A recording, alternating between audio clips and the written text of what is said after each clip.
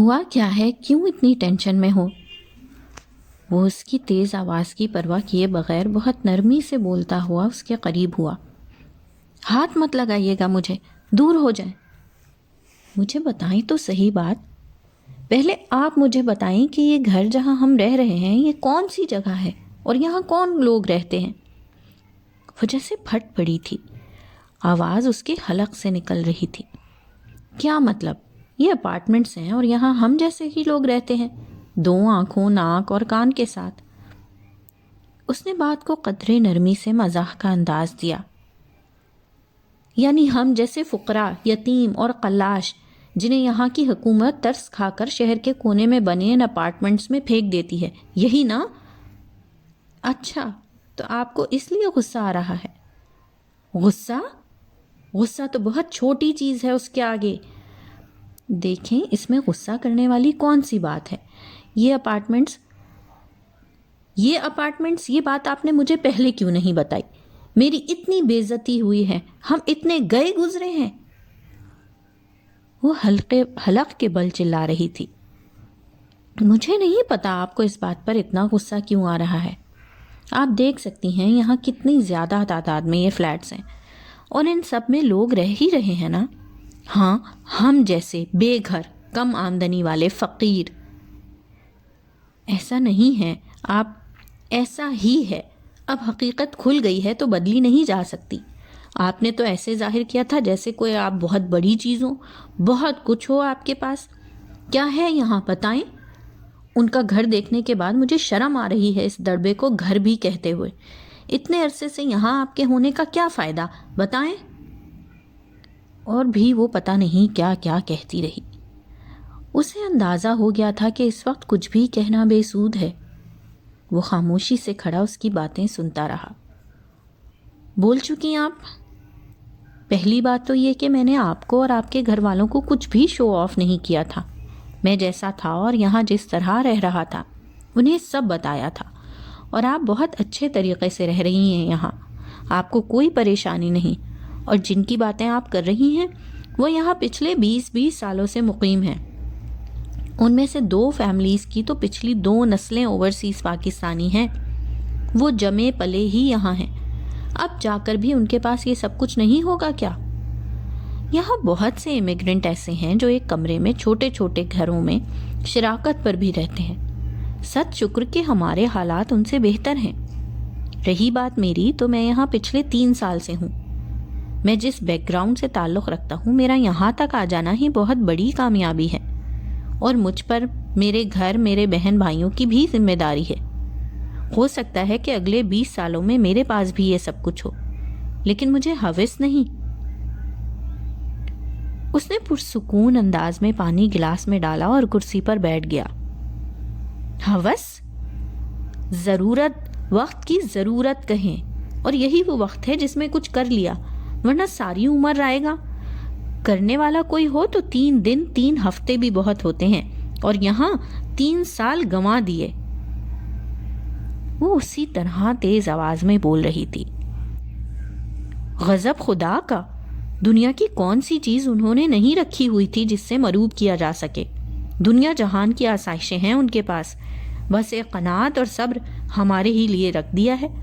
اللہ نے باپ کے گھر میں بھی اور اب شوہر کے گھر میں بھی۔ کبھی کبھی مجھے لگتا ہے آپ میں میرے باپ کی روح گھسی ہوئی ہے، وہی انداز، وہی الفاظ۔ تنگ آ چکی ہوں میں، تنگ۔ وہ شادی کے کچھ دنوں بعد ہی اسے کسی بات پر ان ساری تعلیمات کا درس دے چکا تھا، کیونکہ خود اس کا گھر کافی مذہبی تھا اور خود بھی صوم و صلات کا پابند تھا۔ اس کی تربیت میں بھی ایسی باتیں شامل نہیں تھیں، اس لیے وہ کم پر ہی اکتفا کر لیا کرتا تھا اور صبر و تحمل سے ہر چیز کو فیس کرتا تھا۔ وہ اس سے بہت کچھ کہنا چاہتا تھا مگر وہ خاموش رہا۔ کچھ دیر اسے دیکھتا رہا اور پھر چینج کرنے چلا گیا۔ انیلا کے تن بدن میں آگ لگانے کے لیے یہی کافی تھا، اور وہ دل ملا کر رہ گئی۔ کافی دیر سے فون کی گھنٹی بج رہی تھی۔ وہ آٹا گوندتے ہوئے فون نہیں اٹھا سکتی تھی۔ اس نے کمرے میں جھانکا، پھر اسے یاد آیا کہ امی تو پڑوس میں گئی ہوئی ہیں۔ اس نے جلدی سے ہاتھ دھوئے اور فون کی طرف لپکی۔ مگر اس کے پہنچنے تک فون بند ہو گیا تھا۔ وہ واپس کچن کی طرف پلٹی ہی تھی کہ فون پھر بجنے لگا۔ ہیلو ہیلو، جی ہیلو۔ بھاری مردانہ آواز نے اسے چونکا دیا۔ وہ سنبھلتے ہوئے فون کے ریسیور کو مضبوطی سے پکڑ کر بولی، ہیلو جی، جی میں فیضان منصور بات کر رہا ہوں۔ یہ نام اس کے لیے کچھ اجنبی نہیں تھا۔ وہ ایک لمحے کو بالکل ساکت ہوئی۔ جی آپ؟ بہت جھجکتے ہوئے اس نے پوچھا۔ آپ ساجدہ بات کر رہی ہیں؟ اپنا نام پہلی بار کسی کے منہ سے اس طرح سنتے ہوئے اسے بہت عجیب لگا تھا۔ اس نے بے چینی سے پہلو بدلا تھا۔ جی آپ؟ شکر ہے، میں بہت دعائیں مانگ رہا تھا کہ فون آپ ہی اٹھائیں۔ میں آپ کا منگیتر، مجھے پہچانتی تو ہوں گی آپ، نام تو سنا ہی ہوگا ہمارا۔ اس نے قدرے شوخی سے رک رک کر کہا، جی جی، تو آپ بتائیں کیسی ہیں آپ اور اس وقت کیا ہو رہا تھا؟ وہ تسلی سے اس سے پوچھ رہا تھا۔ جی مگر آپ دیکھیں بھیا، پریشان نہ ہو پلیز، اتنا تو ہمارا حق بنتا ہی ہے۔ میں اپنے گھر اور آپ کے گھر کے ماحول سے بخوبی واقف ہوں، اسی لیے میں نے انکل اور آنٹی سے بطور خاص امی سے کہلوا کر فون کی اجازت لی تھی۔ آپ کا کیا خیال ہے کہ آپ کی امی آج اتفاقاً ہی پڑوسیوں کے گھر چلی گئی ہیں؟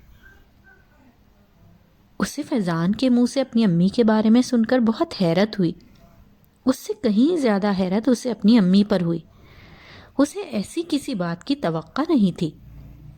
اس نے دوبارہ ساجدہ سے حال احوال دریافت کیا۔ وہ ابھی تک اس ساری صورتحال کو سمجھنے سے قاصر تھی۔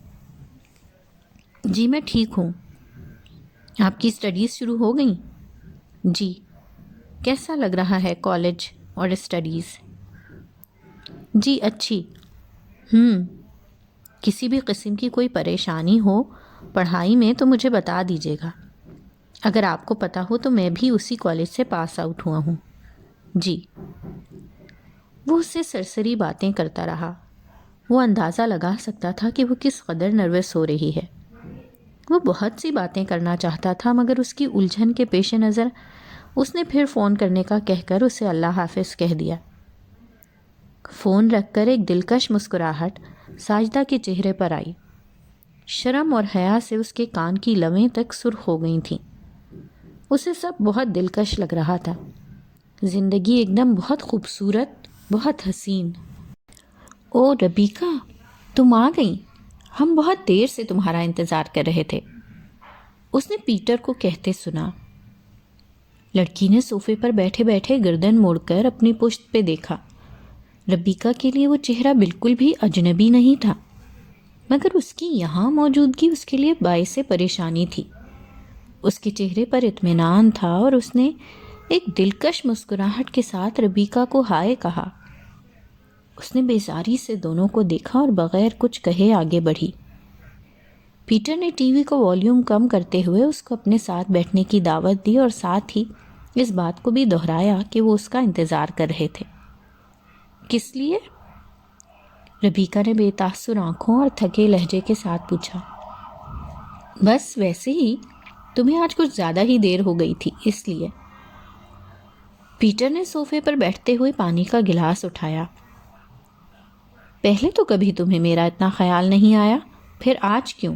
کوئی خاص بات؟ ربیکا نے پرس صوفے پر پھینکتے ہوئے اپنے جوتے اتارنا شروع کیے۔ وہ پیٹر کو چپتی ہوئی نظروں سے دیکھ رہی تھی۔ پیٹر نے کسی جواب کے بجائے ٹی وی کا والیوم اونچا کر دیا۔ وہ اسکرین پر نظریں جمائے مووی دیکھنے میں مصروف تھا، یا پھر ظاہر ایسا کرنا چاہ رہا تھا۔ اس لڑکی نے سارے معاملے سے لا تعلقی کا اظہار کرتے ہوئے اپنے آپ کو ٹی وی دیکھنے میں مصروف رکھا۔ مجھے آج پہلے ہی کافی دیر ہو چکی ہے اور میں سارا دن کی تھکی ہوئی ہوں، اب سونا چاہتی ہوں۔ ربیکا نے کچن سے پانی کا گلاس پیتے ہوئے ان دونوں کی طرف دیکھا۔ تو تم سو جاؤ، کس نے منع کیا ہے؟ ہم ابھی یہیں بیٹھیں گے۔ پیٹر نے لاپرواہی سے کندھے اچکائے۔ ہم سے مطلب؟ پیٹر میں تم سے بات کر رہی ہوں۔ وہ پیٹر کو لا تعلقی سے کوئی جواب دیے بغیر ٹی وی دیکھتے ہوئے دیکھ کر کچھ لمحے بعد تیز آواز میں بولی، چلاؤ مت، ہم سکون سے یہاں رہنا چاہتے ہیں، سمجھی؟ پیٹر نے ریموٹ ٹیبل پر پٹختے ہوئے کہا، رہنا چاہتے ہیں؟ اس سے تمہارا کیا مطلب ہے؟ وہی مطلب ہے جو تم نے سمجھا ہے، واضح اور صاف، کسی شک و شبے کے بغیر۔ وہ اب بڑے اطمینان سے صوفے سے ٹیک لگائے بیٹھا تھا۔ میرا سر پہلے ہی درد کر رہا ہے، مجھ سے پہیلیاں بجھوانے کی ضرورت نہیں ہے۔ اگر یہ اپنی گاڑی پر نہیں آئی ہے تو جاؤ اسے ڈراپ کر کے آؤ۔ ربیکا نے کسی تحمل کے بغیر اپنی سویٹر اتارتے ہوئے کہا، یہ کہیں نہیں جائے گی، یہ آج سے یہیں رہے گی، میں نے اس سے شادی کر لی ہے۔ کیا بکواس ہے یہ؟ اور تم یہاں ہمارا تماشا کیا دیکھ رہی ہو؟ اٹھو اور دفع ہو جاؤ یہاں سے۔ اور بس، ایک لفظ بھی آگے کہنے کی ضرورت نہیں ہے، اسے میں لے کر آیا ہوں اور یہ اب یہیں رہے گی۔ کان کھول کر سن لو، اس کے آگے میں نے کوئی بات نہیں سننی۔ پیٹر نے غصے سے اس کی بات کاٹ دی۔ وہ کسی بھیڑیے کی طرح بگڑ رہا تھا۔ اور میں نے بھی کوئی بکواس نہیں سننی۔ تم کس سے پوچھ کر یوں منہ اٹھائے اسے لے آئے ہو؟ بولو، اور کیوں؟ یہ ہوم لیس ہو گئی ہے، اس کے میاں نے اسے طلاق دے دی ہے اور ہم نے شادی کی ہے۔ فی الحال یہ نوکری تلاش کر، یہ جو بھی کر رہی ہے، مجھے اس سے کوئی سروکار نہیں ہے۔ میں اسے یہاں دیکھنا نہیں چاہتی، جائے اپنے گھر، میرے گھر میں اس کے لیے کوئی جگہ نہیں ہے۔ ربیکا نے پیٹر کو بات نہیں کرنے دی، اس کا اشتعال اپنے عروج پر تھا۔ میں نے کہا نا، یہ کہیں نہیں جائے گی، یہ میری بیوی ہے اور یہ یہیں رہے گی، اور بس۔ کیوں رہے گی یہ یہاں، اور کب تک؟ میں اسے ایک منٹ بھی برداشت نہیں کرنا چاہتی۔ تم نکل جاؤ یہاں سے۔ اس نے کسی بھی تمیز اور لحاظ کے بغیر اسے کندھے سے دھکا دیا۔ مجھے ہاتھ مت لگاؤ، تمیز سے بات کرو۔ اس نے پہلی بار گفتگو میں حصہ لیا، وہ خود بھی غصے میں آ گئی تھی، اسے اپنی ہتک کا احساس ہوا تھا۔ بروک پیٹر کی دوست تھی۔ بروک ربیکا کی طرح خوبصورت تو نہیں تھی، لیکن بہت دلکش نقوش کی مالک تھی۔ اس کے ساتھ ساتھ وہ مارکیٹنگ کی بہت اچھی جاب پر بہت اچھی پوسٹ لیے بیٹھی تھی، جس سے پیٹر کی بہت سی چھوٹی موٹی ضرورتیں بڑی آسانی اور بغیر کسی ہیل و جت کے پوری ہوتی رہتی تھیں۔ یہی نہیں بلکہ کسی چھوٹے موٹے کمرشل میں پیٹر کے لیے کوئی راہ بھی نکل آتی تھی۔ جو بھی تھا، پیٹر ایک خوبصورت وضاقتہ کا مالک، ہینڈسم بندہ تھا، اور بروک کے لیے پیٹر کی یہ ساری عادتیں کبھی اس لیے مسئلہ نہیں بنی کہ بروک کے والدین خود بہت ویل آف تھے۔ بروک اکلوتی ہونے کے ناطے ان سب آسائشوں کی حقدار تھی۔ اسے جہاں اپنی دولت اور قابلیت پہ گھمنڈ تھا، وہیں پیٹر کے دل کے کسی خانے میں اس کے لیے حسد تھا۔ سب بہت سیٹ چل رہا تھا، مگر اچانک ان کے تعلقات میں کشیدگی آتی گئی۔ بروک اپنے شوہر کے ساتھ خوشگوار زندگی گزار رہی تھی، مگر وقت نے اس کا ساتھ نہ دیا۔ بروک نے طلاق لے لی۔ کاغذات کی روح سے اس کی دادی اپنے گھر سمیت سارا اثاثہ چیریٹی میں دے چکی تھی، جس سے بروک کو بری ذمہ ہونا پڑا۔ اس کی والدہ کا گھر اور اثاثے اس کی والدہ کے دوسرے شوہر کے نظر ہو گئے، جس سے بروک کو ہاتھ دھونے پڑے، اور وہ کچھ عرصہ اپنے باپ کے گھر ان کی دوسری بیوی کے ساتھ رہنے پر مجبور ہو گئی۔ اسی دوران اس کی ملاقات پیٹر سے ہوئی۔ جو بھی تھا، وہ دونوں اب بھی دل کے نہا خانوں میں ایک دوسرے کے لیے جگہ رکھتے تھے۔ بروک نے پیٹر کی شادی کی پیشکش فوراً قبول کر لی، یہ جانتے ہوئے بھی کہ ربیکا اس کی بیوی ہے۔ انف از انف، میں تمہاری کوئی بکواس اب برداشت نہیں کروں گا ربیکا، اور یہ میں تمہیں آخری بار کہہ رہا ہوں۔ اس نے دونوں کے درمیان ہوتے ہوئے ربیکا کی طرف انگلی اٹھائی۔ میں بھی تمہیں آخری بار کہہ رہی ہوں، اسے جلدی سے چلتا کرو۔ چلو تم، نکلو، منہ اٹھائے کیوں کھڑی ہو، چلو۔ وہ پھر پیٹر سے بات کرتے کرتے اس کی طرف مڑی تھی۔ بکواس بند کرو ربیکا، تم بکواس بند کرو، تمہاری جرت کیسے ہوئی، تم گھٹیا انسان۔ ربیکا غصے سے الفاظ بھی ادا نہیں کر پا رہی تھی جب وہ ایک زوردار تھپڑ سے یکلخت بے یقینی کے عالم میں پیٹر کو دیکھنے لگی۔ اب اگر ایک لفظ بھی کہا تو مجھ سے برا کوئی نہیں ہوگا، آخری بار پھر کہہ رہا ہوں، کان کھول کر سن لو، یہ میری بیوی ہے، یہ یہیں رہے گی اسی گھر میں، سمجھی؟ سنا تم نے؟ اس نے زور سے اس کے بالوں کو مٹھی میں جکڑتے ہوئے تیز آواز سے کہا، تم نے اس کے لیے مجھ پر ہاتھ اٹھایا؟ اس کے لیے؟ یہ اس گھر میں رہے گی؟ ٹھیک ہے، پھر میں اس گھر میں نہیں رہوں گی، تمہیں… اس نے بے اختیار پیٹر کو گالی دیتے ہوئے سامنے پڑا ہوا گلدان اٹھا کر مارا، مگر پیٹر فوری طور پر وہاں سے ہٹ گیا تھا۔ مجھے تمہاری ضرورت نہیں ہے، تمہاری یہی خواہش ہے تو پوری کرو اور نکل جاؤ اس گھر سے، چلو نکلو ابھی، اور اسی وقت میں تمہاری شکل بھی نہیں دیکھنا چاہتا، نکلو چلو۔ وہ تیز آواز میں بولتا ہوا کسی زخمی شیر کی طرح اس پر چڑھائی کر رہا تھا۔ وہ دھکے دیتا ہوا اسے بیرونی دروازے تک لے آیا۔ نکل جاؤ یہاں سے، اور آئندہ کبھی مجھے اپنی شکل مت دکھانا۔ اس نے ربیکا کو گھر کا دروازہ کھول کر زور سے دھکا دیا۔ وہ اپنا توازن قائم نہیں رکھ سکی اور لڑکھڑاتی ہوئی گر گئی۔ یہ رہا تمہارا پرس، اور اب ہمیشہ کے لیے دفع ہو جاؤ، کچھ دنوں میں طلاق مل جائے گی تمہیں۔ کچھ وقفے سے اس نے دوبارہ دروازہ کھول کر اسے گالیاں دیتے ہوئے پرس پھینکا۔ وہ ابھی تک اسی طرح گری ہوئی تھی۔ وہ شدید غم و غصے اور صدمے سے دوچار تھی۔ اسے ابھی تک اپنے کانوں پر یقین نہیں آ رہا تھا، یہ وہی پیٹر تھا جو اس کے لیے جینے مرنے کی قسمیں کھاتا تھا، جو بے پناہ محبت کا دعویٰ کرتا تھا، اور آج اس طرح سرد آدھی رات کو اسے ایسے دھتکار کر دودھ میں سے مکھی کی طرح نکال پھینکے گا۔ اس نے مڑ کر دروازے کی طرف دیکھا جو اس کے لیے بند کر دیا گیا تھا، اور وہ بھی اس عورت کے لیے جو اس کی زندگی سے بہت پہلے نکل چکی تھی اور اب اسے نکالنے کے لیے دوبارہ آ گئی تھی۔ وہ اتنی رات کو کہاں جائے گی؟ آج کے لیے تو اسے رہنے دو، وہ جہاں مرضی جائے، اسے میرا اس سے کوئی سروکار نہیں ہے اب، مگر اتنی ایک لفظ بھی اور مت کہنا۔ تمہیں اس سے بہت ہمدردی ہو رہی ہے تو تم بھی نکل جاؤ ابھی اور اسی وقت، مجھے کسی کی ضرورت نہیں ہے۔ اسے اندر سے پیٹر اور بروک کی آوازیں آ رہی تھیں۔ پیٹر بہت تیز آواز میں بول رہا تھا، وہ اپنے سارے ہوش و حواس کھویا ہوا تھا۔ ربیکا نے سیدھے بیٹھتے ہوئے اپنے سر کو ہاتھوں سے پکڑا۔ وہ شدید ذہنی اضطراب کا شکار تھی۔ اسے اب آگے کا سوچنا تھا، لیکن وہ کہاں جائے؟ وہ بھی آدھی رات کو، اس کا کوئی بہن بھائی ماں باپ کوئی بھی تو نہیں تھا، نہ ہی ان رشتوں کے حوالے سے کوئی رشتہ دار۔ اس کی ماں اس کے بچپن میں ہی انتقال کر گئی تھی۔ اس کی ماں کے مرنے کے بعد باپ نے دوسری شادی کر لی۔ ربیکا کے باشعور ہوتے ہی وہ ربیکا سے مکمل طور پر بری الذمہ ہو گیا تھا۔ ربیکا اس وقت سے اکیلی اور خود مختار تھی۔ اس کے باوجود بھی وہ کبھی کبھی اپنے باپ سے ملنے جاتی تھی، مگر ان کی مصروفیات، اپنی دوسری بیوی اور بچوں کے ساتھ ان کی خوشگوار زندگی اور سرد رویہ دیکھتے ہوئے وہ ملاقاتیں کم ہوتے ہوتے ختم ہو چکی تھیں۔ اب اس کا باپ کہاں ہے، کہاں رہ رہا ہے، وہ کچھ بھی نہیں جانتی تھی۔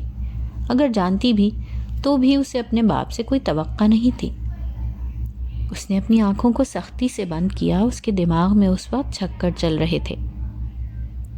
اس نے ایک جھٹکے سے آنکھیں کھول دیں۔ پرس کی اد کھلی زپ سے پرس کی کچھ چیزوں کے ساتھ ابراہیم کا دیا گیا تحفہ بھی بکھرا پڑا تھا۔ اسے یاد آیا کہ آج اس کی سالگرہ تھی اور پیٹر نے اسے سالگرہ کا کتنا خوبصورت تحفہ دیا تھا۔ میں سوچ رہا ہوں کل آتے ہوئے آپ کے ٹیسٹ فارمز لیتا ہوں، 1.5 مہینہ کافی ہوتا ہے۔ آپ ماشاءاللہ ذہین ہیں، اتنے عرصے میں تیاری کر ہی لیں گی۔ اور یہ رہا ٹیسٹ کا کل مواد، اسی میں سے میں نے بھی تیاری کی تھی۔ دیکھو نیلو، پیسے ڈبو مت دینا، انگلش کا ٹیسٹ تو اتنا مہنگا نہیں ہے، مگر دوسرا آؤٹ آف بجٹ ہو گئے ہیں ہم، اس لیے لاج رکھ لینا اپنے میاں کی۔ اس نے شرارت سے کتابیں اس کی طرف رکھتے ہوئے کہا، اچھا میاں جی، آپ کو اپنی بیوی کی صلاحیتوں پر کوئی شک ہے؟ جواب میں اس نے انیلا کی طرف شرارت سے دیکھتے ہوئے گلا کھنکارا تھا۔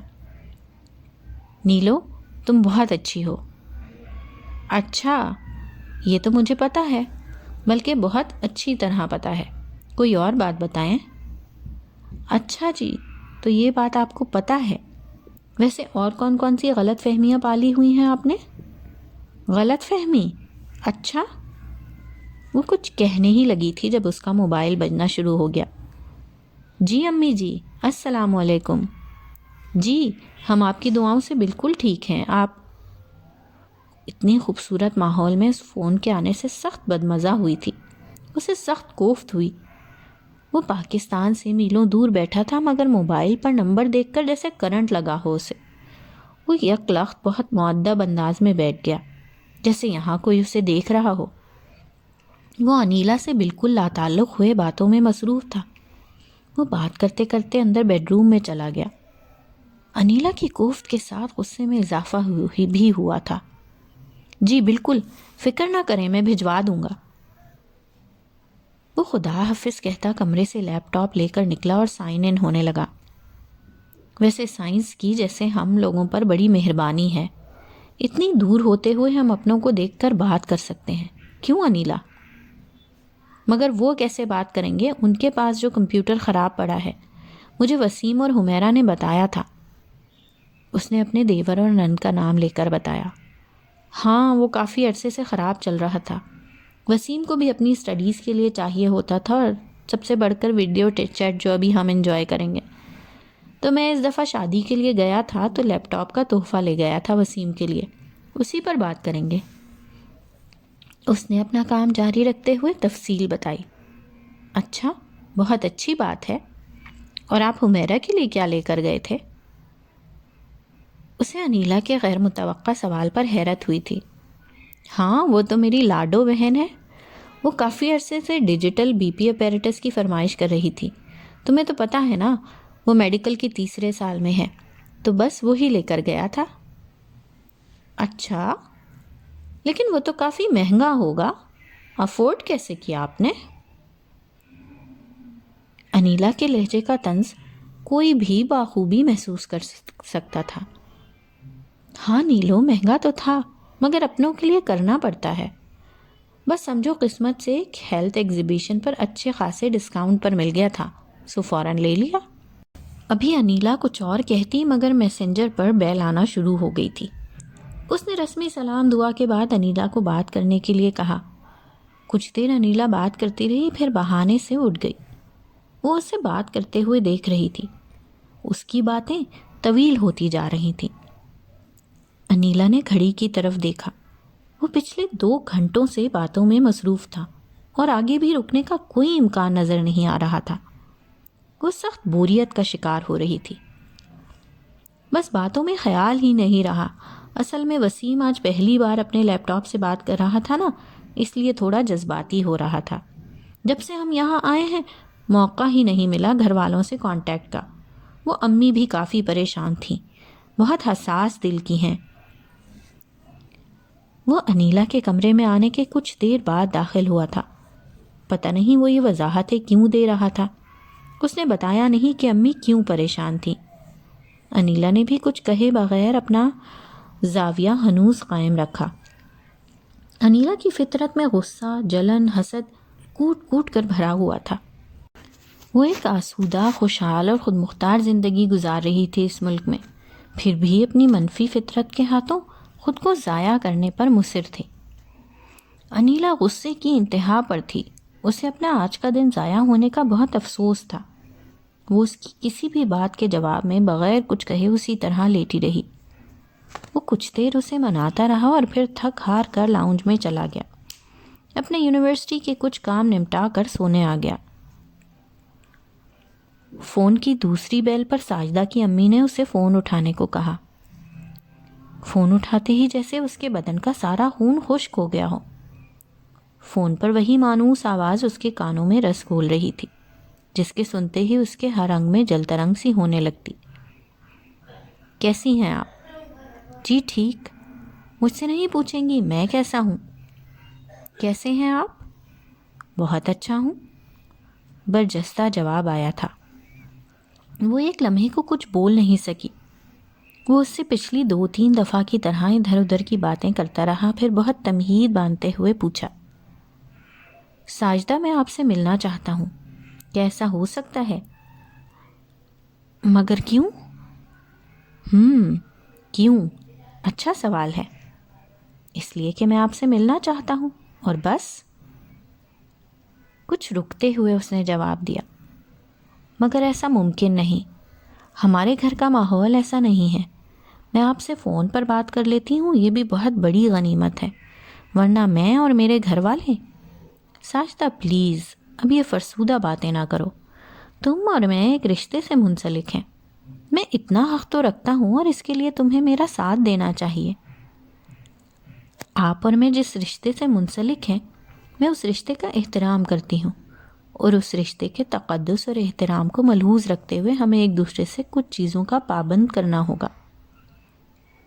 میں کسی بھی صورت میں اپنے باپ کے لیے اپنے کسی بھی طرز عمل سے شرمندگی کا باعث نہیں بننا چاہتی۔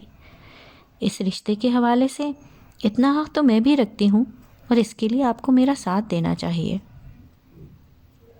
ساجدہ نے کچھ دیر خاموش رہنے کے بعد بہت نپے تلے انداز میں کہا، اور وہ اس کی بات سن کر مکمل طور پر لاجواب ہو چکا تھا، اس لیے مزید کوئی جرح کیے بغیر فون رکھ دیا۔ 3 دن بعد وہ کالج سے واپس آئی تو اسے پتہ چلا کہ ڈاکٹر فیضان کے گھر والے شام کو ان کے گھر آ رہے ہیں۔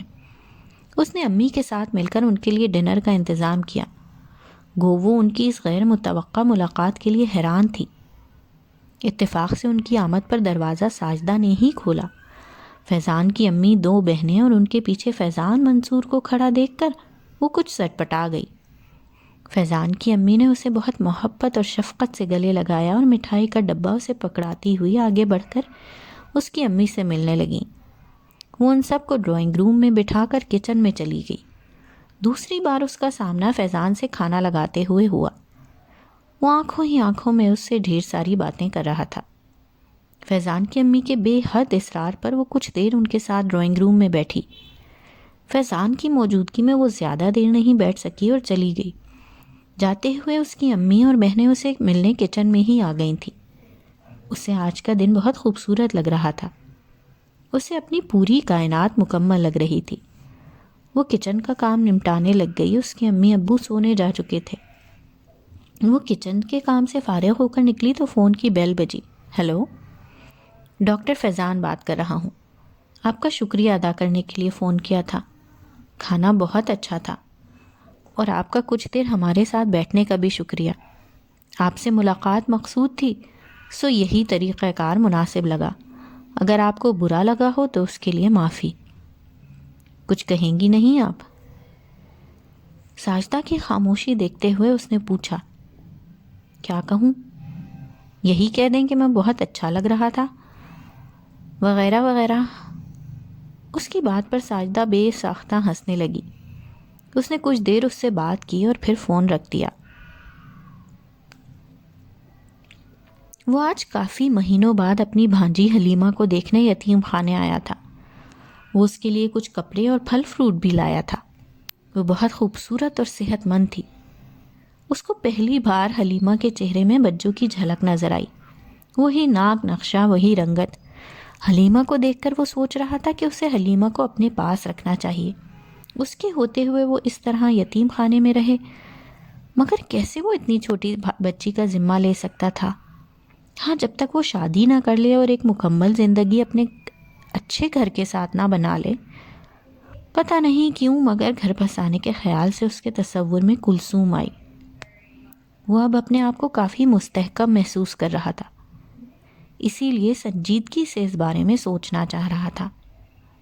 آپ کو کلثوم باجی بلا رہی ہیں، کہہ رہی ہیں جلدی سے آئیں۔ سپارہ پڑھنے والے ایک بچے نے اسے ہانپتے کانپتے مسجد میں آ کر بتایا، جہاں وہ ظہر کی نماز کے بعد تلاوت قرآن پاک کر رہا تھا۔ کلثوم باجی نے بلایا ہے، وہ بھی جلدی؟ پتہ نہیں کیا بات ہے۔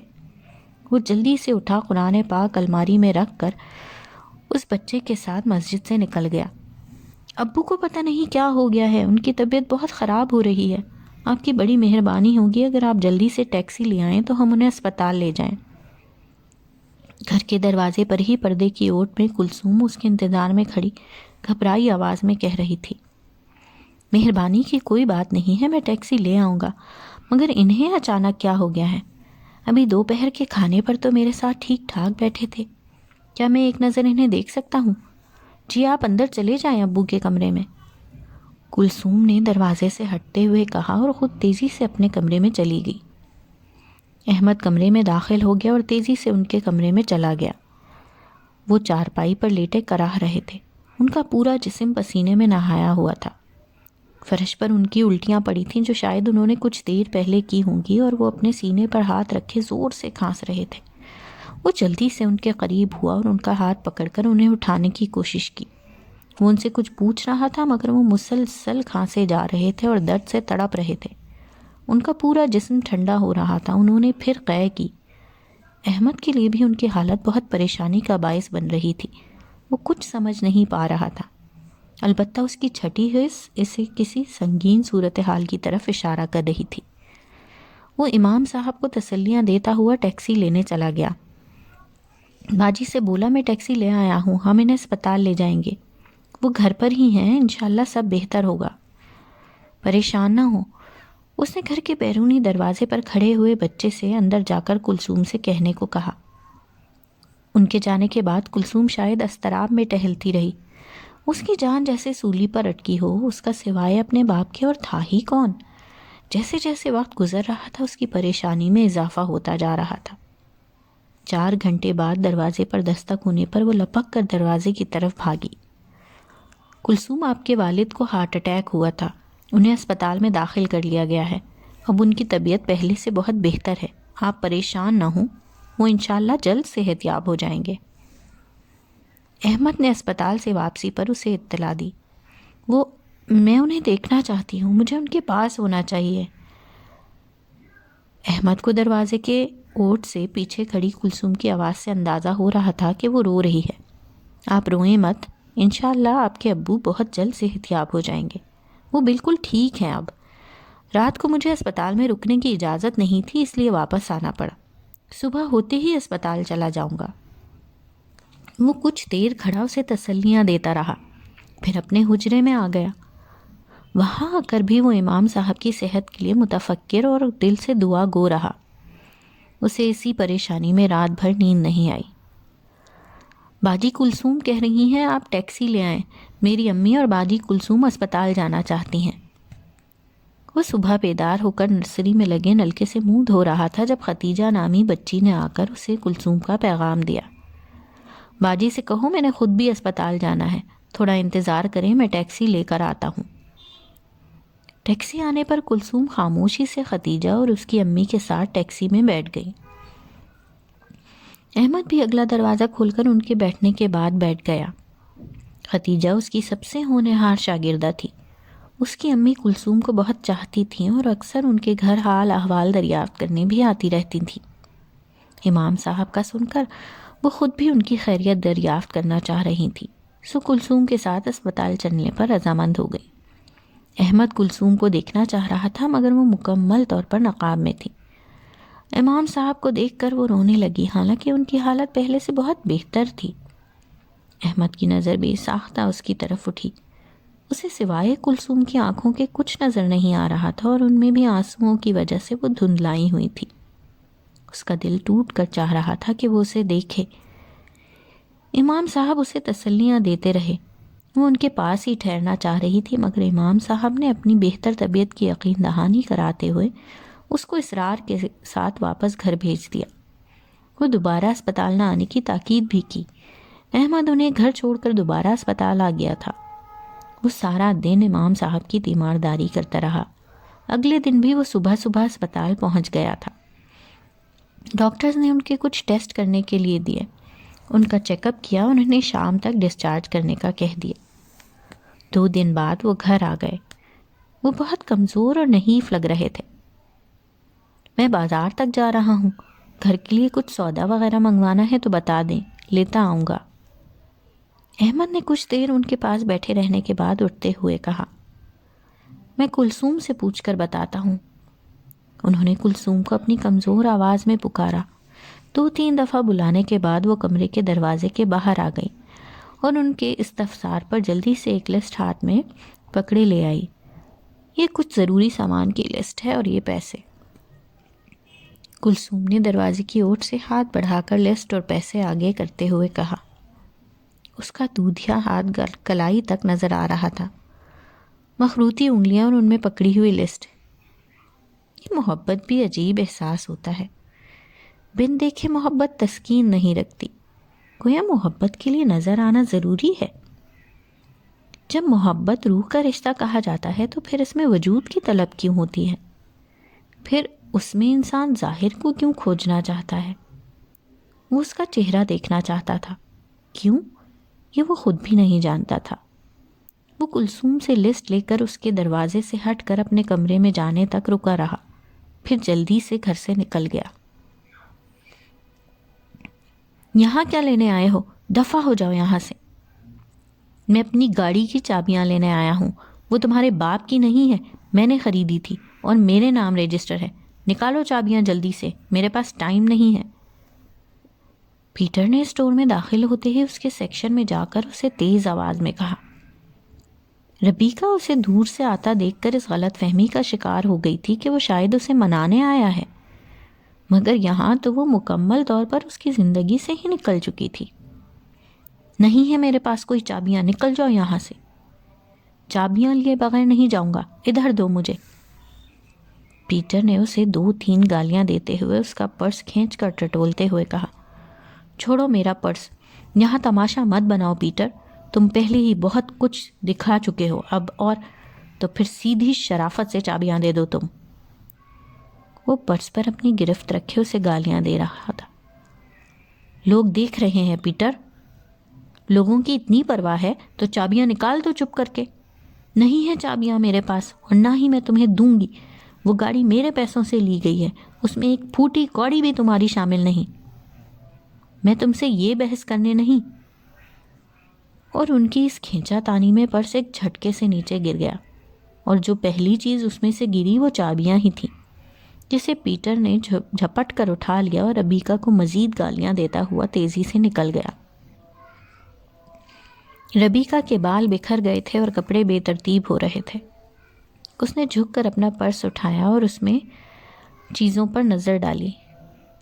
اسٹور میں سب اپنے اپنے کاموں پر مصروف تھے، کوئی اسے نہیں دیکھ رہا تھا، یا پھر سب ظاہر ایسا کر رہے تھے۔ وہ اپنا پرس اٹھاتی ہوئی ریسٹ روم میں آ گئی۔ اس کی نظر ابراہیم پر پڑی، وہ نماز پڑھ رہا تھا۔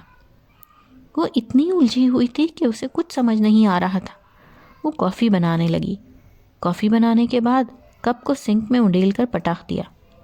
اب وہ اپنا سر دونوں ہاتھوں میں دبائے صوفے پر بیٹھ گئی۔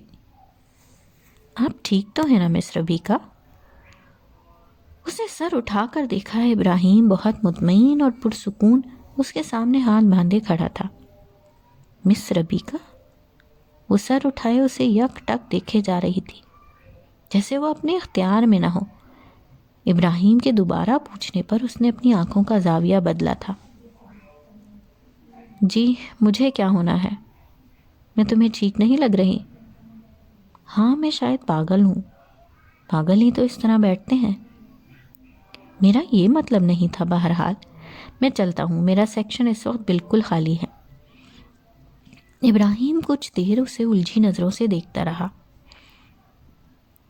سنو، تم اس وقت کیا کر رہے تھے جب میں روم میں آئی؟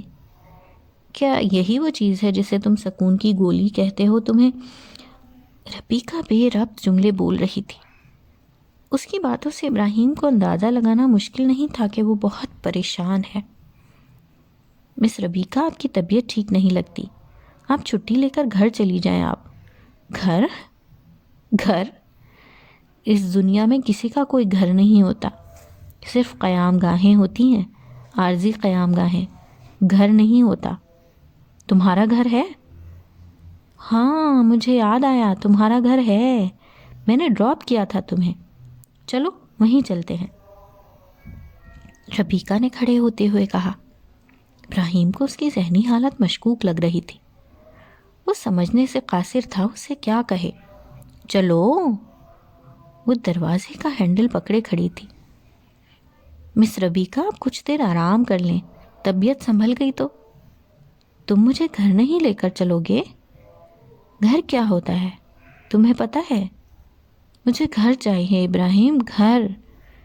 میں نے اپنے ہاتھوں سے گھر کا کچھ حصہ بنایا تھا، اپنا پیسہ لگایا تھا، میری گاڑی، میرا گھر، میرا پیسہ، میرے ماں باپ، کچھ بھی مکمل نہیں ہے. یہاں سب حصے ہیں، سب. وہ یہ کہتے ہوئے پھوٹ پھوٹ کر رونے لگی. اس نے اپنا سر اپنے بازوؤں میں چھپا لیا. وہ روئے جا رہی تھی. ابراہیم ربیکہ کے اس اچانک رد عمل سے پریشان ہو گیا. وہ اسے چپ کروانے کے لیے الفاظ ڈھونڈ رہا تھا. مجھے لے چلو پلیز، مجھے لے چلو کہیں دور، جہاں گھر ہوتے ہوں، جہاں گھروں میں زندگی ہوتی ہو، جہاں سکون ہو، پلیز. ربیکہ پلیز، تم میرے لیے کچھ نہیں کر سکتے تو مجھے حوصلہ دینا. مجھے لفظوں کی ضرورت نہیں ہے، سمجھے؟ مجھے گھر کی ضرورت ہے، ایک اچھے انسان کی ضرورت ہے. ہم اچھے انسان نہیں، کیونکہ ہم میں بہت سی اخلاقی اور معاشرتی برائیاں ہیں. اس نے روتے ہوئے ٹوٹ ٹوٹ کر جملے ادا کیے اور دوبارہ اپنا چہرہ ہاتھوں میں چھپا لیا. وہ خود ہی ہر بات کا نتیجہ اخذ کر رہی تھی. ابراہیم اسے تسلیاں دے رہا تھا اور وہ اس سے کچھ فاصلے پر صوفے کے قریب کھڑا تھا. ربیکہ کی ہچکی بندھی ہوئی تھی. پھر اس نے کچھ سنبھلتے ہوئے ابراہیم کو سب کچھ بتایا. اپنی ساری زندگی اس کے سامنے کھول کر رکھ دی. وہ پیٹر سے کہاں ملی، کب ان کی شادی ہوئی، پھر پیٹر نے اس کے ساتھ کیا کیا، اپنے ماں باپ کے بارے میں سب کچھ اسے آہستہ آہستہ بتاتی گئی، یہ سوچے بغیر کہ اس کے کیا نتائج نکل سکتے ہیں. پچھلی رات پیٹر کے دھتکارے جانے کے بعد اس نے بہت سوچا کہ وہ کیا کرے. وہ بہت دیر اسی طرح زمین پر بیٹھی رہی.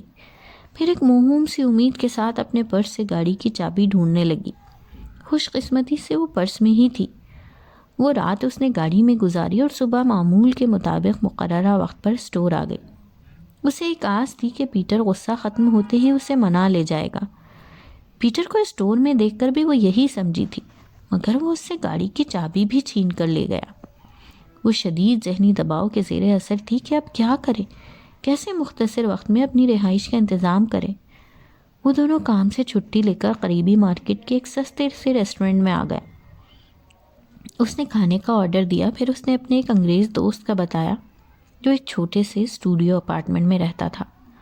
وہ چھٹیوں میں 2 ہفتے کے لیے کہیں جا رہا تھا اور عارضی طور پر اپنے گھر کو کرائے پر دینا چاہتا تھا، مگر اس کا گھر اگلے ہفتے سے مل سکتا تھا.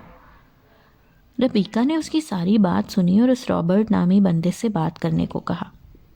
وہ بہت کمزوری محسوس کر رہی تھی. کھانا آتے ہی اس نے خوب کھایا. وہ اس سے بار بار نماز کے بارے میں پوچھ رہی تھی جو ابراہیم اس کے آنے سے پہلے کمرے میں پڑھ رہا تھا. پھر وہ اس سے مسجد کا پتہ پوچھنے لگی. ابراہیم اندازہ کر سکتا تھا کہ وہ یہ سب پریشانی میں پوچھ رہی ہے. اس کی بے حد اصرار پر اس نے پتہ بتا دیا اور پھر کھانے کا بل دیتا ہوا ربیکہ کے ساتھ ریسٹورنٹ سے باہر آ گیا. اسے اپنی شام والی جاب پر جانا تھا. وہ وہاں پہنچنے کے لیے لیٹ ہو رہا تھا، مگر وہ الفاظ تلاش کر رہا تھا ربیکہ سے اجازت دینے کے لیے. آپ کہیں جانا چاہ رہی ہیں؟ ربیکہ نے اچانک ٹرام سٹینڈ پر پہنچ کر پوچھا. آپ کہاں جائیں گی؟ آپ میری بات چھوڑیں، آپ جہاں جانا چاہتے ہیں چلے جائیں، لیکن آپ مجھے اپنے گھر میں رکھ سکتے ہیں؟ نہیں نا، ان ساری باتوں کا جواب نہیں میں ہے تو پھر آپ پریشان کیوں ہو رہے ہیں؟ ربیکہ نے اپنی آنکھوں میں آئے آنسوؤں کو دباتے ہوئے کہا. ایسی بات نہیں ہے، دیکھیں تو اس کا مطلب ہے آپ مجھے رکھ سکتے ہیں. ربیکہ نے فوراً اس کی بات اچکتے ہوئے کہا. وہ بوکھلایا ہوا اس کی طرف دیکھ رہا تھا. دل کے کسی خانے میں وہ بھی ربیکہ کے لیے نرم گوشہ رکھتا تھا، مگر ابھی تک اپنے اس احساس کو کوئی نام نہیں دے پا رہا تھا. دیکھیں اس طرح نہیں ہوتا. آپ پھر کس طرح ہوتا ہے؟ تم مجھے وہ طریقہ بتا دو، میں سب کرنے کے لیے تیار ہوں. میں تمہارا مذہب کس طرح مجھے تمہارے ساتھ رہنے کی اجازت دے سکتا ہے؟ وہ بری طرح جھنجھلا گیا تھا. وہ اس سے ایسی باتیں کیوں کر رہی ہے؟ فوری طور پر اسے کچھ سمجھ نہیں آیا کہ وہ ربیکہ سے کیا کہے. میں چلتی ہوں، آپ کو اپنے کام سے دیر ہو رہی ہے، بائے. ربیکہ کچھ دیر اسے خاموشی سے دیکھتی رہی. اس کے پاس بھی کہنے کو کچھ نہیں تھا. پھر مرجھائے دل کے ساتھ آگے بڑھ گئی. ابراہیم نے جواباً اسے بائے نہیں کہا تھا، مگر اسے جانے سے روکا بھی نہیں تھا. باوجود اس کے کہ وہ اسے روکنا چاہتا تھا۔ وہ ربیکہ کے لیے اتنا ہی مددگار ثابت ہو سکتا تھا جتنی اس نے مدد کی۔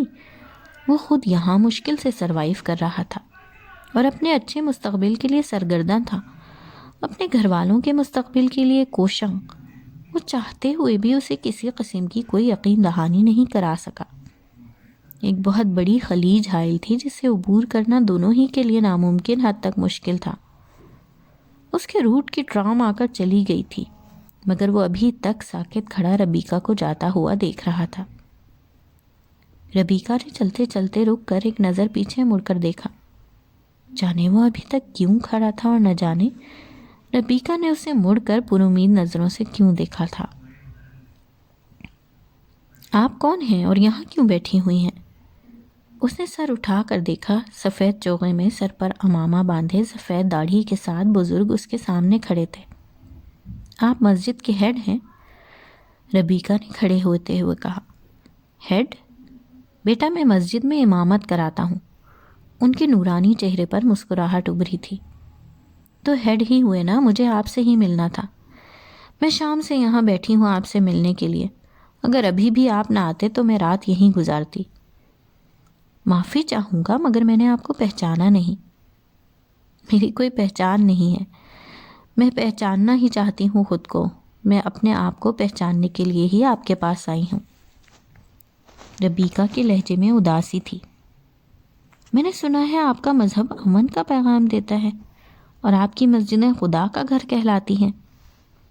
آپ کا خدا اپنے گھر آنے والے کسی بندے کو مایوس نہیں کرتا۔ جس کا کوئی گھر نہیں ہوتا اسے خدا کے گھر میں جگہ مل جاتی ہے۔ کیا مجھے اس گھر میں جگہ مل سکتی ہے؟ ربیکہ نے بغیر کوئی تمہید باندھے اپنا مدعا بیان کیا۔ بے شک بے شک، وہ بہت رحیم و کریم ہے، آپ جب چاہیں یہاں آ سکتی ہیں۔ شاید آپ میری بات سمجھے نہیں ہیں۔ میں بے گھر ہو چکی ہوں اور خدا کے گھر میں رہنے کے لیے آئی ہوں۔ کیا ایسا ممکن ہے؟ ربیکہ نے معذرت کرتے ہوئے ان کی بات کاٹی۔ بالکل یہ ممکن ہے، لیکن رات کے اس وقت کچھ مشکل کام ہے۔ میں صبح تک صاحب، بڑے ملکوں اور ان کے بڑے شہروں میں پل پل میں زندگی بدل جاتی ہے۔ حالات ایک طرف سے دوسری طرف ہو جاتے ہیں۔ آپ اپنے مذہب کے کیسے نمائندے ہیں جو وقت پڑنے پر کسی کے کام نہیں آ سکتے؟ آپ خدا کے بندے کیا کریں، کہاں جائیں؟ جب سب جگہ سے مایوس ہو کر خدا کو پکارنے پر بھی مسئلہ نہ حل ہو تو کیا فائدہ پھر آپ کے خدا اور اس کے گھر کا؟ ربیکہ نے ان کی پوری بات سنے بغیر کہا، میرا مطلب ہے آپ بہت پریشان ہیں، اندر چل کر بات کرتے ہیں، یہاں مناسب نہیں۔ انہوں نے ربیکہ کو بہت نرمی سے بولا، نہیں، میں ہرگز اندر نہیں جاؤں گی۔ میں اسی صورت میں اندر جاؤں گی جب میرے لیے یہاں جگہ ہوگی۔ اگر یہاں بھی میرے لیے جگہ نہیں تو اندر جانے کا کوئی فائدہ نہیں۔ اور آپ کا خدا آپ لوگوں کو ہی مبارک ہو۔ ربیکہ کے لہجے میں چبھن تھی۔ دیکھو بیٹی، پہلی بات تو یہ ہے کہ یہ صرف ہمارا خدا نہیں ہے، یہ ہم سب کا خدا ہے، اس پوری کائنات کا خالق اور مالک ہے۔ دوسری بات یہ کہ آپ نے میری پوری بات ہونے ہی نہیں دی۔ میں آپ سے یہی عرض کر رہا تھا کہ آپ کی رہائش کا یہاں انتظام ہو سکتا ہے، مگر رات کے اس وقت مشکل ہے، اور یہ مشکلات آپ کے ملک کے قوانین نے ہی ہم پر نافذ کر کے ہمیں کچھ چیزوں کے لیے پابند کیا ہے، کیونکہ ہم یہاں اقلیت میں ہیں۔ آپ کے ملک کے قوانین کی پابندی کرتے ہمیں اسی طرح چلنا پڑے گا جس طرح یہاں کا قانون چاہتا ہے۔ اس کے لیے پیپر ورک ہوتا ہے اور وہ صبح ہی ہو سکتا ہے، اور یہ میرا آپ سے وعدہ ہے کہ صبح آپ کا ہر مسئلہ ہر حال میں حل ہوگا۔ خدا کو صدقے دل سے پکارنے والے کو خدا کبھی مایوس نہیں کرتا، آپ کو بھی مایوس نہیں کرے گا۔ آج آپ میرے گھر رہ سکتی ہیں، میری بیوی اور بچے آپ کا ہر طرح سے خیال رکھیں گے۔ میرا گھر یہ پچھلی گلی میں ہے۔ انہوں نے بہت نرمی سے اسے ساری بات بتائی۔ چلتی ہوں، صبح آزمانے آؤں گی۔ ربیکہ انہیں جیسے کھلا چیلنج کر رہی تھی۔ بیٹی آپ اس وقت بے فکر رہیں سر، میری زندگی کی آزمائش کا بھی ایک دن اور ایک رات اور صحیح۔ خدا کا گھر آج کی رات کے لیے چھوٹا پڑ گیا ہے تو کوئی بات نہیں، خدا کی زمین تو بہت بڑی ہے۔ میں کل آپ سے یہیں اسی جگہ صبح ٹھیک 7 بجے ملوں گی۔ آپ کی آفر کا بہت شکریہ، چلتی ہوں۔ ربیکہ یہ کہہ کر رکی نہیں تھی اور وہ اسے مزید روکنے کا اصرار نہیں کر سکے۔ یہ ٹورنٹو کا سب سے بڑا اسلامک سینٹر تھا اور عبد الرحمن نصیر یہاں پچھلے 15 سال سے اپنی خدمات پیش کر رہے تھے۔ ایک اسلامک یونیورسٹی میں لیکچر بھی دیتے تھے اور مختلف ملکوں کے دوروں پر بھی اسی سلسلے میں آتے جاتے رہتے تھے۔ عشاء کی نماز پڑھا کر وہ سینٹر کے بند ہونے کے ٹائمنگ تک مختلف وظائف کرتے تھے اور پھر سینٹر بند کر کے گھر چلے جاتے تھے۔ آج ربیکہ انہیں آخری ٹائم ملی جب وہ سینٹر بند کر کے باہر آ رہے تھے۔ یہاں سے ربیکہ سیدھی اپنی فرینڈ سمانتا کے گھر گئی۔ وہ اس کی اتنی غیر متوقع آمد پر قدرے بدمزہ ہوئی تھی۔ پہلے تو وہ اسے اتنی رات آنے پر بولتی رہی، پھر فون نہ کر کے آنے پر باتیں سناتی رہی اور پھر اپنی مصروفیات کی تھکا دینے والی داستان سنا کر اسے اس وقت آنے پر بولتی رہی۔ ربیکہ کی ساری داستان سننے کے بعد ہر دفعہ کی طرح وہی گھسے پٹے لیکچر اور نصیحتیں کرتی رہی۔ سمانتا کا شوہر بھی آوازیں سن کر سوتے میں اٹھ کر آ گیا۔ سمانتا اس کی بہت اچھی اور قریبی دوستوں میں سے تھی۔ اس کے باوجود مشکل وقت پر کوئی ہی دوستی کے دعوے پر پورا اترتا ہے۔ سمانتا نے بھی ابھی تک اسے پانی تک کا نہیں پوچھا تھا، نہ ہی اسے تسلیاں دی تھیں اور نہ ہی اسے اپنے گھر رہنے کی آفر کھلے دل سے دی تھی۔ ربیکہ کے سمجھنے کے لیے اتنا ہی کافی تھا۔ جب محبت کا دعویٰ کرنے والا اسے آدھی رات بے آسرا کر کے نکال سکتا تھا تو باقی کسی سے کیا توقع کی جا سکتی تھی۔ ربیکہ نے رات کو ہی سمانتا کو بتا دیا تھا کہ اس نے صبح جلدی نکلنا ہے۔ ربیکہ صبح 6 بجے ہی اٹھ کر سمانتا کے گھر سے نکل گئی اور ٹھیک 7:05 پر اسلامک سینٹر پہنچ گئی۔ عبد الرحمن نصیر کو توقع نہیں تھی کہ ربیکہ آئے گی، مگر پھر بھی انہوں نے اس کی مشکل کے حل کے لیے کچھ نہ کچھ انتظام کر کے رکھا تھا۔ وہ اسے اپنے ساتھ لے کر اسلامک کونسل آف کینیڈا گئے۔ وہاں کچھ فارم وغیرہ اور ضروری معلومات فراہم کرنے کے بعد ربیکہ کو اسلامک کمیونٹی سینٹر میں کمیونٹی کے ممبرز کے لیے بنائی گئی رہائش میں رہنے کی جگہ مل گئی۔ آج 9 بجے کمیونٹی سینٹر میں صبح کا ناشتہ کرایا جا رہا ہے، آپ چاہیں تو اس میں شرکت کر سکتی ہیں۔ ربیکہ نے کوئی سوال جواب کیے بغیر ان کی یہ پیشکش قبول کر لی۔ وہ اب خواتین کے سیکشن میں موجود تھی، جہاں مختلف ممالک کی مسلمان خواتین موجود تھیں، جن میں سے کچھ ناشتے کا انتظام کر رہی تھیں۔ وہ ایک کونے میں کچھ خواتین کے ساتھ نیچے بچھی دری پر بیٹھ گئی۔ آہستہ آہستہ ادھر ادھر کام کرنے والی اور دوسری مصروف خواتین بھی اس ہال میں جمع ہو گئیں اور پھر ایک بہت ہی کم عمر لڑکی نے تلاوت کا آغاز کیا۔ وہ اس لڑکی کے نورانی حسن میں گم تھی جب ایک خاتون نے آ کر ربیکہ کو ایک بہت ہی خوبصورت شال پیش کی، جسے ربیکہ نے کھول کر اپنے سر پر رکھتے ہوئے اپنے گرد لپیٹ لیا۔ تحفظ کا احساس جیسے اس کی رگوں پے میں سرایت کر گیا۔ تلاوت کے اختتام پر 20-25 منٹ کا نماز اور روزے کی فضیلت پر درس دیا گیا، جسے ربیکہ نے بہت غور سے سنا اور پھر دعا پڑھی گئی۔ اس کے بعد ناشتہ لگا دیا گیا۔ ربیکہ نے سینٹر سے نکلتے ہوئے ان خاتون کو ڈھونڈ کر انہیں شال واپس کرنا چاہی، جسے لینے سے انہوں نے یہ کہہ کر انکار کر دیا کہ یہ ہماری طرف سے تحفہ ہے۔ ربیکہ ان سے درس کے، سینٹر کے اوقات اور کچھ ضروری معلومات لے کر یہاں اکثر وزٹ کرنے کی اجازت لے کر چلی گئی۔ اوہ خدا کا شکر ہے ربیکہ، آپ آ گئیں۔ میں تو بہت پریشان تھا، آپ کا فون بھی بند تھا۔ آپ ٹھیک تو ہیں نا؟ ابراہیم نے اسے دیکھتے ہی ایک سانس میں کہا۔ وہ میرا مطلب تھا، میں نے رابرٹ سے بات کی ہے آپ کی رہائش کی، آپ برسوں سے وہاں رہ سکتی ہیں، بہت مناسب کرایہ ہے اور آپ کے ورک سے بھی زیادہ دور نہیں ہے، آپ کو آنے جانے میں کوئی مشکل پیش نہیں آئے گی۔ ربیکہ نے کچھ کہے بغیر اسے معنی خیز نظروں سے دیکھا تھا۔ جب ابراہیم نے اٹکتے ہوئے بات دوبارہ شروع کی، تمہاری مدد کا بہت شکریہ، مگر مجھے اب اس کی ضرورت نہیں، میں نے اپنا انتظام کر لیا ہے۔ جی مگر کہاں وہ؟ آپ کو اس سے کوئی سروکار نہیں ہونا چاہیے، یہ میرا ذاتی معاملہ ہے، ربیکہ ترش لہجے میں کہتی ہوئی آگے بڑھ گئی۔ ابراہیم اس کی پشت دیکھتا رہا۔ وہ سمجھنے سے قاصر تھا، اس کا مزاج پل پل میں بدلتا تھا۔ شام کا آسمان سرخی مائل ہو رہا تھا، سورج غروب ہونے کی طرف جا رہا تھا اور دریا پر معمول کی چہل پہل تھی جب اسے کسی نے پکارا۔ اس نے سر اٹھا کر دیکھا تھا اور پھر سامنے دریا کو دیکھنے لگی۔ آپ ناراض ہیں مجھ سے؟ اس نے بیٹھتے ہوئے پوچھا۔ آپ کو پرواہ ہے میری ناراضگی کی؟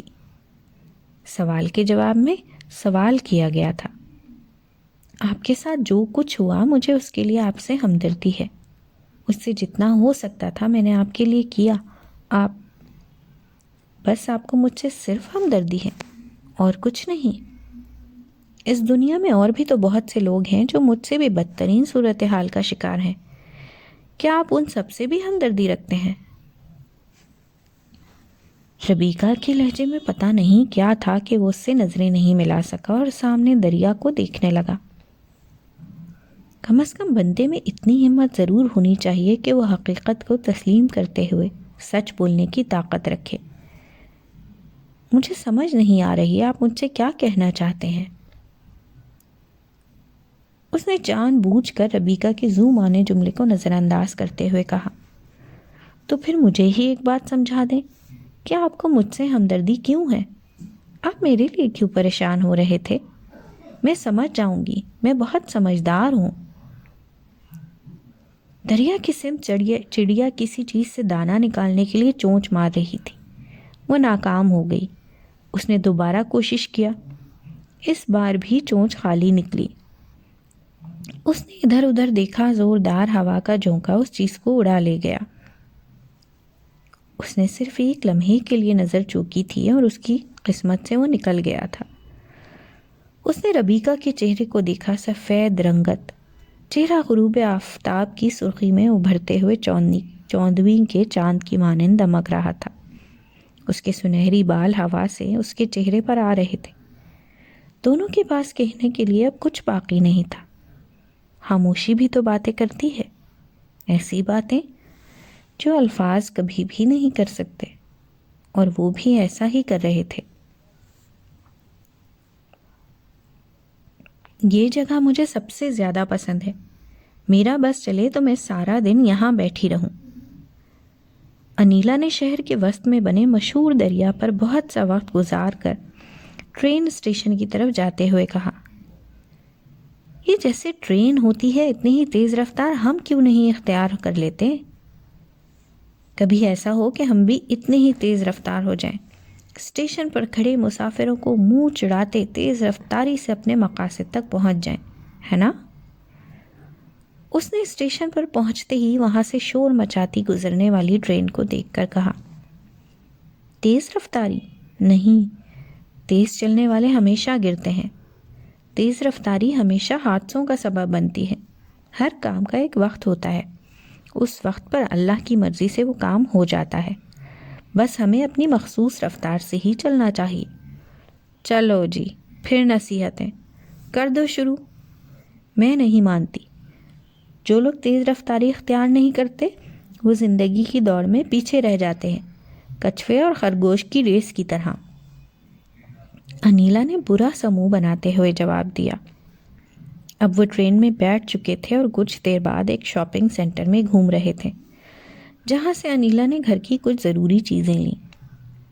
دیکھو نیلو، یہ کتنی خوبصورت شرٹ ہے، قیمت بھی مناسب ہے، کلیئرنس پر لگی ہوئی ہے، کتنی حیرت کی بات ہے۔ اس نے ایک مردانہ شرٹ اسے دکھاتے ہوئے کہا، ہاں لیکن یہ آپ کو چھوٹی ہوگی، آپ کے سائز کی نہیں ہے۔ مجھے پتہ ہے چھوٹی ہوگی، منصور کے لیے لے لیتے ہیں، کیوں اچھی لگے گی نا اس پر۔ انیلا کے چہرے پر ناگواری آئی تھی۔ وہ بات سنی انسنی کر کے لیڈیز سیکشن کی طرف چلی گئی۔ اور رکھ تو برانڈڈ ہے، ہماری پہنچ میں نہیں آ سکتا۔ اس نے انیلا کو ایک برانڈڈ پرس اٹھا کر دیکھتے ہوئے کہا، لیکن مجھے یہ بہت پسند آیا ہے، میں لینا چاہتی ہوں۔ انیلا نے اس کے ہاتھ میں پکڑی ہوئی شرٹ دیکھ لی تھی جو وہ غالباً خریدنے کے لیے اٹھائے ہوئے تھا۔ وہ تیری خیر، $160 کا ہے، ہماری حیثیت نہیں ہے ابھی اتنی، سستے سے کام چلایا جا سکتا ہے، پھر کبھی دیکھیں گے اگر سیل لگی تو۔ نہیں، میں نے ابھی لینا ہے، مجھے چیزوں کے لیے ترسنا اچھا نہیں لگتا۔ انیلا بچوں کی طرح ضد پر اتر آئی تھی۔ انیلا، ایسے 1000 پرس تم پر نثار، مگر میری جیب خالی ہے۔ ہاں، $10-15 تک کا کوئی پرس دیکھ لو، لے لیتے ہیں۔ مجھے 1000 پرس نہیں، یہ ایک ہی پرس چاہیے۔ محبت خالی خلی باتوں کا ہی نام ہے کیا؟ انیلا گویا اس کی محبت کو آزمانا چاہ رہی ہو۔ نیلو، میرا وعدہ ہے تم سے، میرے پاس جب بھی پیسے ہوئے کچھ دنوں تک تو میں تمہیں اس سے کہیں خوبصورت، کہیں قیمتی پرس لے دوں گا، مگر ابھی میری مجبوری سمجھو۔ کچھ دنوں تک، یا پھر کچھ مہینوں تک، یا کچھ سالوں تک؟ پیسے ہوئے تو، وہ بھی تو کے یقین کے ساتھ، یقینی بات نہیں ہے۔ گویا میں تب تک اپنی خواہشوں کا گلا گھونٹتی رہوں۔ اور وہ کیا تھا؟ کل رات کو تو آپ ڈھیر سارے ڈالر گن رہے تھے، وہ کہاں ہے؟ انیلا کو ایک دم جیسے یاد آیا ہو۔ وہ تو میں نے پاکستان بھجوا دیے۔ منصور کی فیس کا آج آخری دن تھا اور گھر کے خرچوں کے لیے بھی امی کو رقم چاہیے تھی۔ حمیرہ کو کچھ دنوں میں رشتے والے دیکھنے آ رہے ہیں، تو اس کے لیے بھی بچت پروگرام پر چل رہا ہوں۔ اس کی شادی کے اخراجات بھی تو آخر میں نے ہی اٹھانے ہیں نا۔ ان سب کے لیے پیسے ہیں، میرے لیے ایک پھوٹی کوڑی نہیں ہے۔ انیلا پرس ریک پر تقریباً پٹکتی ہوئی آگے بڑھ گئی۔ اسے سیلز گرل نے گہری نظروں سے دیکھا تھا۔ انیلا، میں نے کہا نا تم کوئی اور پرس دیکھ لو، وہ پرس اتنا بھی اچھا نہیں تھا کہ اس پر بندہ۔ میں نے کوئی بات نہیں سنی، میں نے اگر پرس لینا ہے تو وہی، ورنہ نہیں۔ وہ ٹرام سٹاپ پر آ چکی تھی۔ گھر تک کا راستہ دونوں نے خاموشی سے طے کیا۔ گھر پہنچ کر بھی انہوں نے آپس میں کوئی بات نہیں کی۔ انیلا نے کھانا لگایا، دونوں نے خاموشی سے کھانا کھایا۔ وہ اپنا یونیورسٹی کا کام کرنے بیٹھ گیا اور انیلا برتن سمیٹ کر سونے چلی گئی۔ اگلے دن کام پر جاتے ہوئے اس نے انیلا کو شام کی دعوت کے لیے تیار رہنے کی یقین دہانی کرائی، جو مسز منور نے اپنے گھر میں گیٹ ٹوگیدر رکھی تھی۔ آپ تیار نہیں ہوئی ابھی تک؟ انہوں نے ہمیں 7 بجے بلایا تھا، میں کہیں نہیں جا رہی۔ انیلا نے برہمی سے کہا، یہ کیا بات ہوئی؟ انہوں نے اتنے پیار سے ہمیں بلایا ہے، خاص ہم لوگوں کے لیے دعوت رکھی ہے۔ میں اپنی شام والی جاب سے آف لے کر آیا ہوں، جلدی کریں، تیار ہو جائیں۔ میں نے کہا نا میں نہیں جا رہی۔ انیلا نے اپنے لیے چائے بناتے ہوئے بولا، لیکن کیوں، پتہ بھی تو چلے۔ انہوں نے تو ہمیں پک اینڈ ڈراپ کی بھی آفر کی ہے، وہ بہت اچھے لوگ ہیں، اسی لیے نہیں جا رہی۔ ہم ان جیسے اچھے لوگوں کے قابل نہیں ہیں۔ جس دن ہم ان کے قابل ہو گئے اس دن ضرور جاؤں گی۔ ان کی اچھائیوں کے سامنے ہماری ساری اچھائیاں ماند ہیں، اس لیے کوئی فائدہ نہیں۔ وہ ابھی بحث کو پتہ نہیں کتنا طول دیتی کہ مسز منور کا فون آ گیا، جو پوچھ رہی تھی کہ آپ لوگ تیار ہو گئے ہیں تو منور لینے آ جائیں آپ لوگوں کو۔ اس نے انہیں آنے کی یقین دہانی کرا کر مسز منور کے کہنے پر فون انیلا کو پکڑا دیا۔ انیلا چاہتے ہوئے بھی انکار نہیں کر سکی۔ یہاں بھی وہی سب تھا، ویسی ہی خواتین، ویسی ہی باتیں، ویسا ہی گھر، وہی انداز، وہی بناوٹ، وہی رکھ رکھاؤ۔ انیلا کے لیے ایک بار پھر اضطراب۔ اس نے آج بالوں کو بھی کھلا رکھا تھا۔ اس کی کمر تک جھولتے بالوں کے لیے ہر نظر میں رشک تھا۔ اگلے دن انیلا نے ایک نئی بات چھیڑ دی کہ وہ جاب کرنا چاہتی ہے۔ وہ سارا دن گھر میں اس کے انتظار میں پڑی سڑنا نہیں چاہتی، اور نہ ہی ایڈمیشن کے لیے کوئی امتحان دینا چاہتی ہے۔ وہ سرے سے پڑھنا ہی نہیں چاہتی، وہ پیسے کمانا چاہتی ہے۔ اس کے لاکھ سمجھانے اور دلیلوں کے باوجود انیلا ٹس سے مس نہیں ہوئی۔ میں نے کچھ جگہوں پر جاب کے لیے آن لائن اپلائی کر دیا ہے۔ انیلا نے جیسے اس پر بم پھوڑا ہو۔ وہ رات کے 8 بجے صبح کا نکلا لوٹا تھا۔ جب بیٹھتے ہی انیلا نے اسے بتایا، مجھ سے پوچھے بغیر؟ میں صبح آپ کو بتا چکی تھی۔ انیلا کے اس کی طرف دیکھے بغیر جواب آیا، ہاں، بتانے میں اور پوچھنے میں فرق ہوتا ہے۔ اگر ایسا تھا بھی تو میں آپ کو منع کر چکا تھا۔ وہ دھیمے لہجے میں موزے اتارتا ہوا بولا، اور میں بھی آپ کو؟ دیکھو نیلو، میں نے اپنی زندگی کے لیے بہت خواب دیکھے ہیں، پلیز انہیں چھیڑو مت۔ میں تمہیں اس طرح نہیں دیکھنا چاہتا۔ تمہیں پڑھائی کرنی ہے، اپنے ابو کی خواہش پوری کرنی ہے۔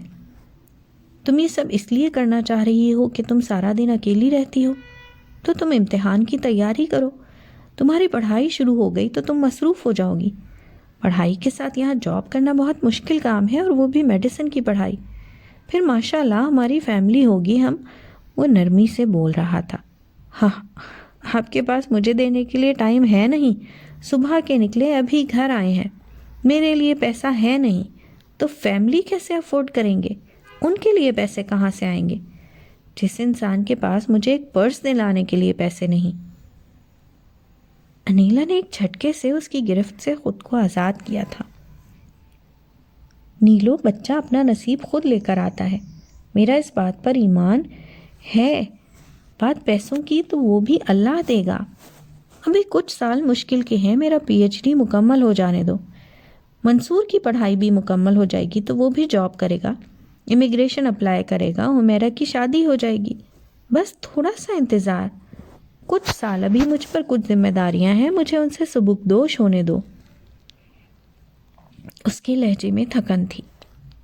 دن، مہینے اور سال، اور ان کچھ سالوں میں ہمارے پاس جادو کی چھڑی آ جائے گی، اور اتنے دن اور مہینے اور سال ہم دوسروں کا منہ دیکھیں، اپنی محرومیوں کا رونا روئیں، چیزوں کے لیے سسک کر اپنی خواہشات کا گلا گھونٹیں۔ نہیں، یہ مجھ سے نہیں ہوگا۔ انیلا کے لہجے میں چبھن اور چہرے پر ناگواری تھی۔ محرومی؟ آپ کس محرومی کی بات کر رہی ہیں؟ ضروریات زندگی کی ہر بنیادی چیز ہے ہمارے پاس، اور میں آپ کو فراہم کرنے کی کوشش کرتا ہوں۔ آپ کے لیے بس یہی کافی ہو سکتا ہے، مگر آنکھیں کھول کر اپنے ارد گرد بھی دیکھیں۔ زندگی گزارنے کے لیے صرف بنیادی ضروریات زندگی کی ضرورت نہیں ہوتی، معیار زندگی بھی اونچا رکھنا پڑتا ہے۔ اونچے لوگوں کے معیار تک پہنچنے کے لیے آپ کو کبھی اپنے سوشل سرکل کی فیملی کی نظروں میں اپنے لیے حقارت نظر آئی ہوگی۔ مجھے آئی ہے۔ میں نے ایک گاڑی تک تو آپ افورڈ نہیں کر سکتے۔ جن فیملیز کے ساتھ آپ کا اٹھنا بیٹھنا ہے، ان کا اسٹیٹس دیکھا ہے کبھی آپ نے؟